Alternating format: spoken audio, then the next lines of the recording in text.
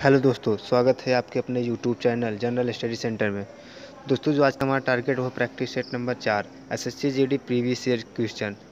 दोस्तों, अगर चलो चैनल पर नए चैनल को सब्सक्राइब, लाइक एंड शेयर जरूर करें।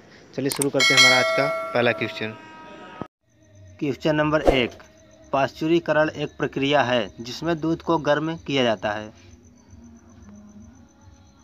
तो दोस्तों, इसका जो सही आंसर होगा हो जाएगा ऑप्शन डी। देखिए यहाँ पे पाश्चुरीकरण दूध द्वारा दूध को 72 डिग्री सेल्सियस से या 161 फ़ारेनहाइट पर 15 सेकंड तक गर्म करके जीवाणु रहित किया जाता है। यह एक ऐसी प्रक्रिया है जिसमें किसी भोज्य पदार्थ को निर्धारित तापमान पर गर्म करके तुरंत ठंडा कर लिया जाता है। चलिए अगला क्वेश्चन नंबर 2। डुरंड रेखा किन दो देशों की सीमा है?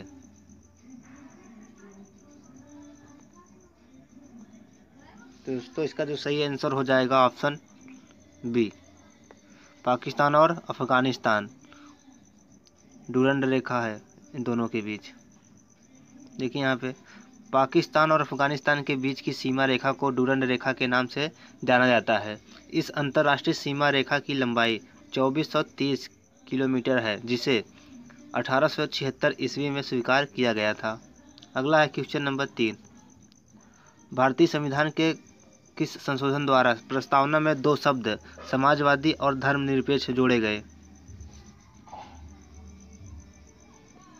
तो दोस्तों, इसका जो सही आंसर हो जाएगा ऑप्शन सी, 42वें संशोधन में।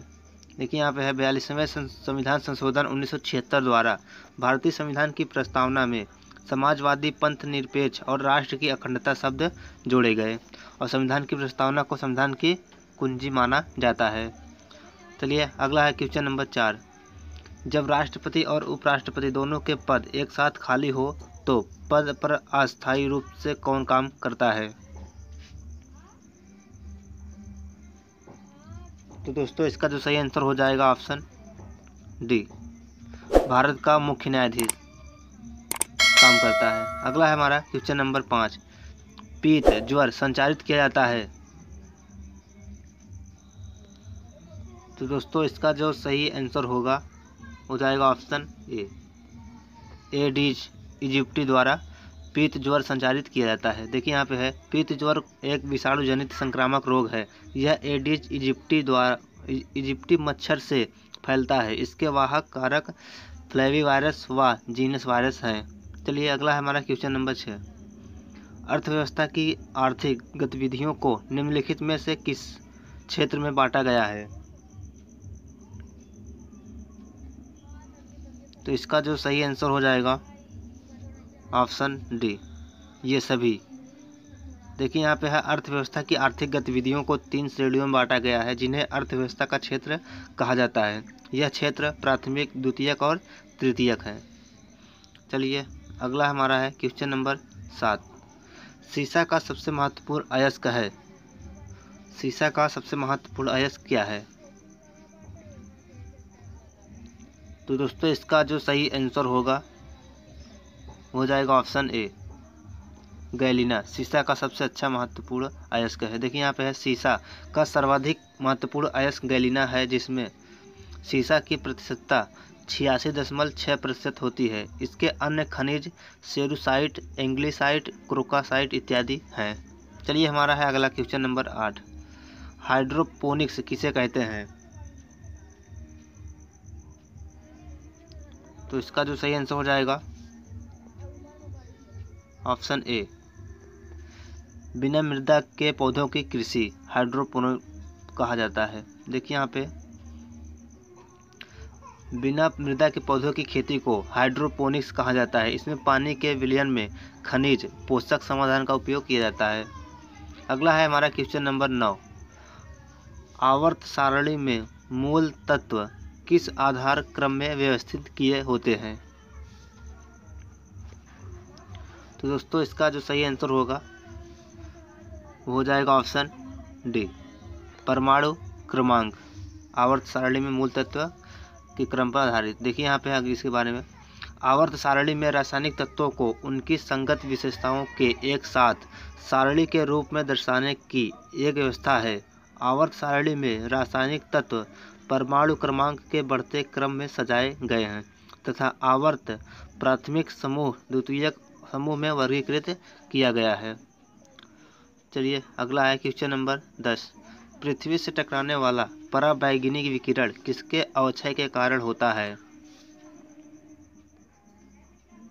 तो इसका जो सही आंसर हो जाएगा ऑप्शन सी, ओजोन।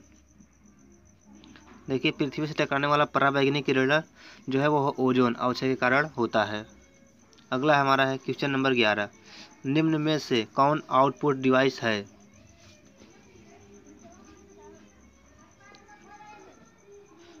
तो आउटपुट डिवाइस कौन है ये पूछा है, तो यहाँ पे हो जाएगा ऑप्शन डी, प्रिंटर जो है आउटपुट डिवाइस है और जो माउस स्कैनर कीबोर्ड ये इनपुट डिवाइस है।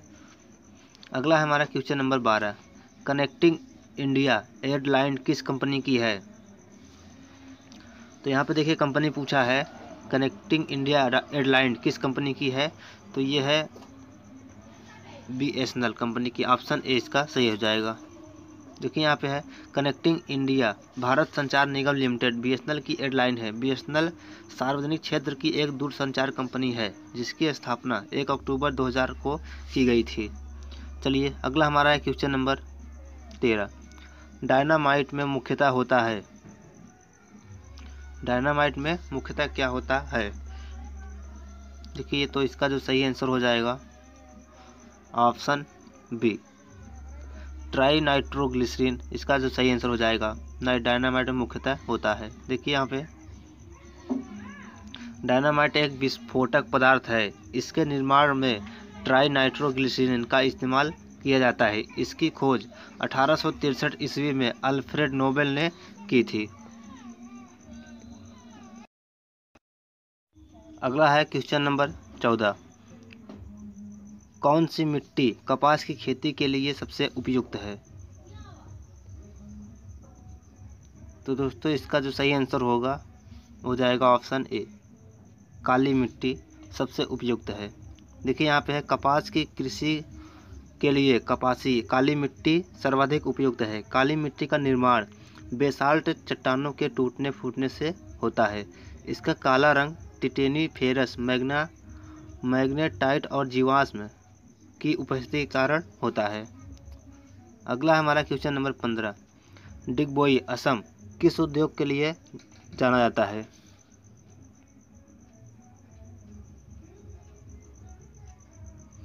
तो इसका जो सही आंसर हो जाएगा ऑप्शन बी, कच्चा तेल। देखिए यहाँ पे है असम स्थित डिगबोई कच्चा तेल उद्योग के दृष्टिकोण से महत्वपूर्ण है। वर्ष 1901 में स्थापित डिगबोई तेल रिफाइनरी एशिया की सर्वाधिक पुराने और सर्वाधिक लंबे समय से परिचालित तेल रिफाइनरी है। अगला हमारा क्वेश्चन नंबर 16। निम्नलिखित में से कौन सी भारत में रबी की फसल नहीं है?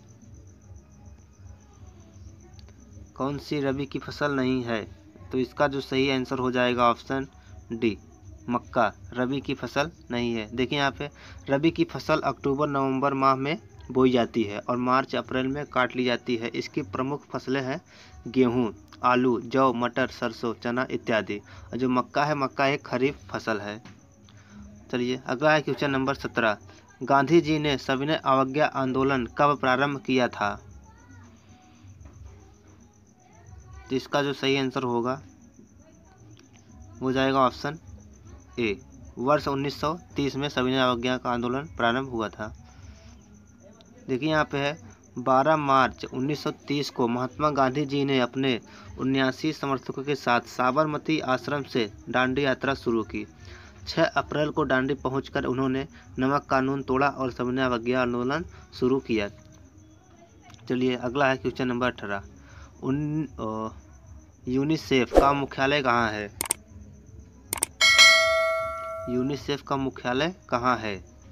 तो इसका जो सही आंसर होगा वो हो जाएगा ऑप्शन सी, न्यूयॉर्क में है यूनिसेफ का मुख्यालय। देखिए यहाँ पे है संयुक्त राष्ट्र की एजेंसी संयुक्त राष्ट्र बाल कोष यूनिसेफ का मुख्यालय न्यूयॉर्क यूएसए में है। इसकी स्थापना जो है दिसंबर 1946 में बाल कल्याण के उद्देश्य से की गई थी। अगला हमारा है क्वेश्चन नंबर 19। छिली हुई सब्जियों को धोने से कौन सा विटामिन निकल जाता है? छिली हुई सब्जियों को धोने से कौन सा विटामिन निकल जाता है? तो ये निकल जाता है ऑप्शन बी, विटामिन सी निकल जाता है। देखिए यहाँ पे है, छिली हुई सब्जियों को धोने से विटामिन सी निकल जाता है। यह विटामिन शरीर के मूलभूत रासायनिक क्रियाओं में यौगिकों का निर्माण और उन्हें सहयोग प्रदान करता है। यह एक एस्कॉर्बिक अम्ल होता है जो हर प्रकार के सिट्रस फलों, नींबू, संतरा आदि में पाया जाता है। चलिए अगला हमारा है क्वेश्चन नंबर 20। निम्नलिखित में से प्रमुख ग्रीन हाउस गैस कौन सी है? ग्रीन हाउस गैस कौन सी है? तो इसका जो सही आंसर हो जाएगा ऑप्शन ए, कार्बन डाइऑक्साइड प्रमुख ग्रीन हाउस गैस है। देखिए यहाँ पे है, जलवायु परिवर्तन के लिए ग्रीन हाउस गैसें जिम्मेदार हैं। इन गैसों में सर्वाधिक उत्सर्जन कार्बन डाइऑक्साइड है, जिसमें पिछले 10 से 15 वर्षों से 40% तक की वृद्धि दर्ज की गई है। कार्बन डाइऑक्साइड के उत्सर्जन का सबसे बड़ा स्रोत पेट्रोलियम ईंधन और परंपरागत चूल्हे हैं। चलिए अगला हमारा है क्वेश्चन नंबर 21। वायुमंडल में सबसे निचली परत है कौन सी है? सबसे नीचे वाली परत। तो इसका जो सही आंसर होगा वो हो जाएगा ऑप्शन ए, क्षोभ मंडल। देखिए यहाँ पे है, क्षोभ मंडल वायुमंडल की सर्वाधिक निचली परत है। इसकी ऊंचाई ध्रुवों पर 8 किलोमीटर और विषुवत रेखा पर लगभग 18 किलोमीटर होती है। इसे और संवहन या अधोमंडल भी कहा जाता है। चलिए अगला हमारा है क्वेश्चन नंबर 22। फेसबुक वेबसाइट जो है उसका संस्थापक कौन है? फेसबुक वेबसाइट के संस्थापक कौन है? तो दोस्तों इसका जो सही आंसर होगा वो हो जाएगा option B, Mark Zuckerberg Facebook website के संस्थापक हैं। चलिए अगला हमारा है क्वेश्चन नंबर 23। IOC ने किस राज्य में भारत का पहला ग्रीन हाइड्रोजन संयंत्र लगाने की घोषणा किया है? तो ये किया है ऑप्शन सी, उत्तर प्रदेश में। IOC ने किस राज्य में पहला ग्रीन हाइड्रोजन संयंत्र लगाने की घोषणा किया है? तो ये किया है उत्तर प्रदेश में। चलिए अगला हमारा क्वेश्चन नंबर 24। विश्व हेपेटाइटिस दिवस कब मनाया जाता है?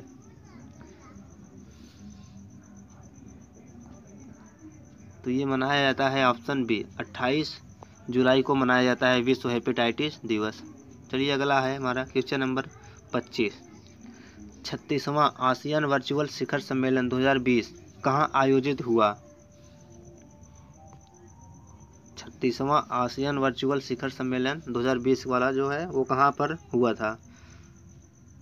तो ये हो जाएगा ऑप्शन ए, वियतनाम में आयोजित हुआ था 36वां आसियान वर्चुअल शिखर सम्मेलन 2020 का। तो दोस्तों अगर वीडियो पसंद आए तो लाइक एंड शेयर जरूर करें, और जो लोग चैनल पर नए हैं चैनल को सब्सक्राइब जरूर करें।